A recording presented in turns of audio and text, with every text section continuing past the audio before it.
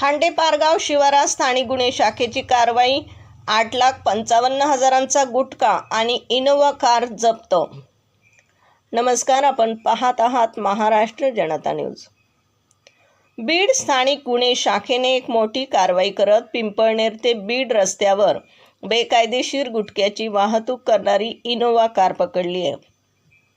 या कारवाईत पोलिसांनी 8,55,950 रुपयांचा मुद्देमाल जप्त केला आहे. 21 ऑगस्ट रोजी मिळालेल्या गुप्त बातमीच्या आधारे पोलीस निरीक्षक शिवाजी बंटेवाड यांच्या पथकाने खांडेपारगाव शिवारातील कच्च्या रस्त्यावर सापळा रचून कारवाई केली आहे. पोलिसांना पाहताच एक आरोपी शेतात पळून गेला, तर दुसऱ्या आरोपीला पोलिसांनी ताब्यात घेतले.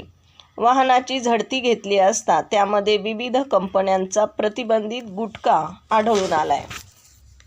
या प्रकरणी सचिन भीमराव माटे आणि रशीद सय्यद यांच्या विरुद्ध पिंपळनेर पोलीस ठाण्यात गुन्हा दाखल करण्यात आलाय. सदरची कारवाई पोलीस अधीक्षक नवनीत कावत यांच्या मार्गदर्शनाखाली पार पडली असून पुढील तपास पिंपळनेर पोलीस करीत आहेत.